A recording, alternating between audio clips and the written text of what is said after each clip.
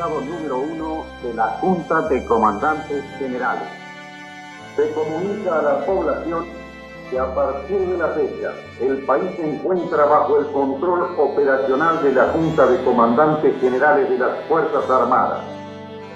Se recomienda a todos los habitantes el estricto acatamiento a las disposiciones y directivas que emanen de su autoridad militar, de seguridad o de policía, así como extremar el cuidado en evitar acciones y actitudes individuales o de grupo que puedan exigir la intervención drástica del personal en operaciones.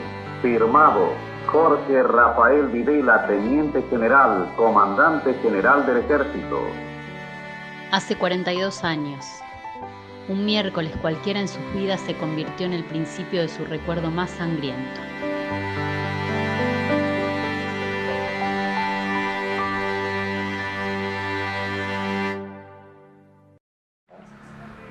Eduardo Petinari me llamo, tengo 62 años y cuando se produjo el golpe de Estado del 76 tenía 20 años exactamente. Este clima, digamos, de violencia ya se venía viviendo antes del golpe, ya desde el año 74.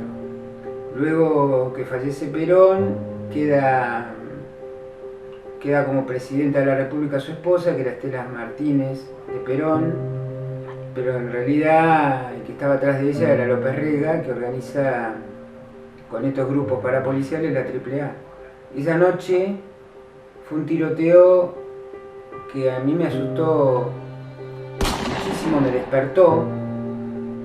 Era tan frecuente este tipo de cosas. Yo estudiaba mucho de noche y bajaba la radio, escuchaba que había un tiroteo, subía a la radio y seguía estudiando, porque era una cosa bastante frecuente.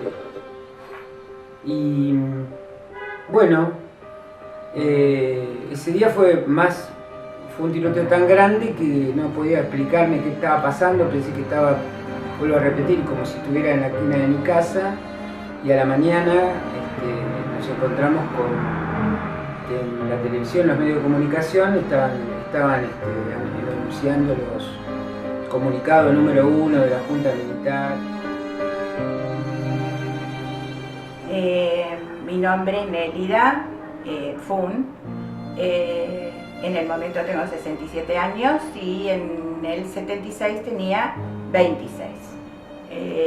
Bueno, yo en 24 de marzo había tenido un bebé el 28 de febrero, o sea que tenía 25 días. Me ocupaba de mi hija mayor, que había nacido en el 73, y el bebé estaba en casa, era ama de casa. Y bueno, por la televisión, no sé, me enteré como todos, por la televisión. Sinceramente no. Creo que como la mayoría de las personas no pensábamos que iba a pasar todo lo que nos enteramos muchos años después. Me llamo Victorina del Carmen López, tengo 66 años actualmente. Cuando fue el golpe de Estado tenía 24 años, casada, con 2 hijos menores, el mayor tenía 10 años. Me desperté esa mañana tan terrible, ¿no? Porque nos despertamos con un toque de queda. Era la música de los militares. Mi sensación de ser madre tan joven, salí a comprar lo necesario para cocinar, para el desayuno de mis hijos, y tomé conciencia de que habíamos perdido nuestra libertad. Tenía terror. Me paralizaba el miedo de saber qué nos podía pasar a nosotras, las mamás, las esposas que quedábamos en casa con nuestros hijos menores. Y bueno, después seguía ese terror, porque mi esposo salía a trabajar, no sabía si iba a volver o no iba a volver. Después, los días, los años que pasaron, los meses, fue ver gente conocida que se los llevaban detenidos de sus hogares, gente madres que perdían a sus hijos que nunca más volvieron a verlos, amigas que yo tenía de la infancia, que me enteraba, pasaban los días, me enteraba que también habían desaparecido. Nunca más las volví a ver. Fue un año muy difícil, de terror, sin saber qué iba a ser de nuestras vidas. Salir a la calle, ver lleno de militares, a las 8 de la noche ya estar encerradas. Era de terror, fue un año muy difícil.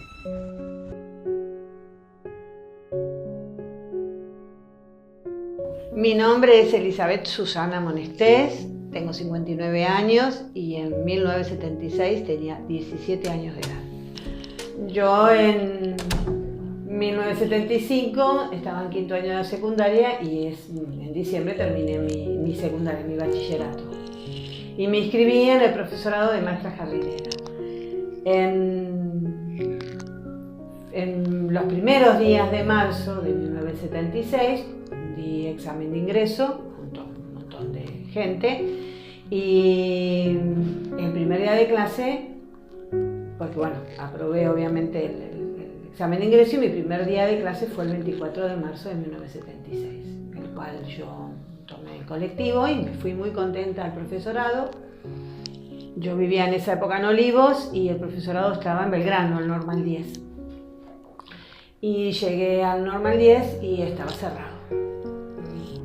Pensé que, bueno, que me había equivocado de día, no sabía qué había pasado. Volví muy decepcionada porque no empezaba mi profesorado y ahí empecé a darme cuenta que algo pasaba en la calle, que había algunas situaciones, como que era un día de semana, poca gente. Bueno, cuando tomo el colectivo y estoy por llegar a mi casa, paso por la Quinta Presidencial y veo que hay bastantes militares, soldados.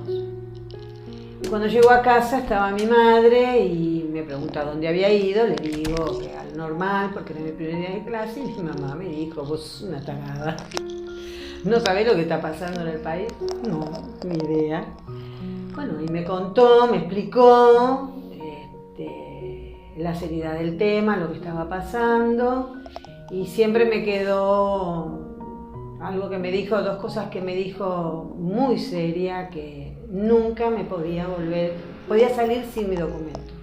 Que no me vaya nunca a olvidar de salir con mi documento, porque la cosa era muy, muy seria. Bueno, empecé a ver la tele, a ver diarios, y bueno, uno empezó a darse cuenta que había cambiado mucho la forma hasta ahora del gobierno que teníamos, democrático anterior. Y bueno, agarré mi libreta de agenda. En esa época obviamente no había celular ni nada, teníamos una agenda con los teléfonos, los nombres de los compañeros de secundaria, de los amigos, de los vecinos, y bueno, y hoja por hoja la rompí en cientos de pedacitos y lo tiré al inodoro para que no quedara ningún nombre registrado. Y lo que más lamento es haber roto unos cuantos discos que tiré a la basura, junto con también unos cuantos libros que para mí eran muy importantes, que desarmé, rompí y tiré. Y ese fue mi 24 de marzo y así empezó una larga historia, muy terrible, muy triste, y para mí fue un día muy inolvidable porque pasé de la alegría y la felicidad de hacer mi futura carrera a entrar en una incertidumbre social y política. Yo no me imaginaba, o sea, sí sabía lo que era un régimen militar en este país, pero nunca pensé en campos de concentración, en niños robados, en gente torturada, no, nunca. La verdad que no. Uno día a día iba viendo, sabiendo y viviendo situaciones muy violentas. Y no me lo imaginé. La realidad superó cualquier pensamiento que yo podía haber tenido. Yo tenía 17 años también en esa época y nada, maduré con el golpe. Ella es Carmen, una de las fundadoras de Madres de Plaza de Mayo. Tenía 50 años cuando los militares se llevaron a su hijo Jorge. Mi hijo desapareció el 31 de julio de 1976 y yo cumplía 50 años. Y era el primer año que mi hijo, que era casado y tenía 2 hijos, no me saludó por teléfono, no vino a saludarme tampoco personalmente. Entonces ya le dije a mi marido, debe estar enfermo este chico. Le digo, ¿sabes lo que debe pasar? Va a venir a la noche y me va a dar la sorpresa a la noche. Por eso no me llamó ni me saludó. En un momento dado, me dice, mami, ¿te sentís bien? Sí. Bueno, te tengo que decir algo, pero no te pongas mal, porque es pasajero. No se sabe dónde está. ¿Cómo? Que Jorge no se sabe dónde está, mamá. Vino un amigo a avisar que no va a la compañía y que no saben dónde está. Y digo a mi marido, bueno, yo espero hoy nada más. Mañana a la mañana salgo a la calle. ¿A dónde vas a ir? Mañana a la mañana salgo a la calle. ¿Dónde? No sé. Pero a algún lado voy a ir. Estuve 2 días en la cama, sin querer comer, sin querer levantarme, sin recibir a nadie, nada más que a mi marido. Ese es el dolor que trae aparejado. Yo vivo con mi hijo, yo hablo con él y es todo.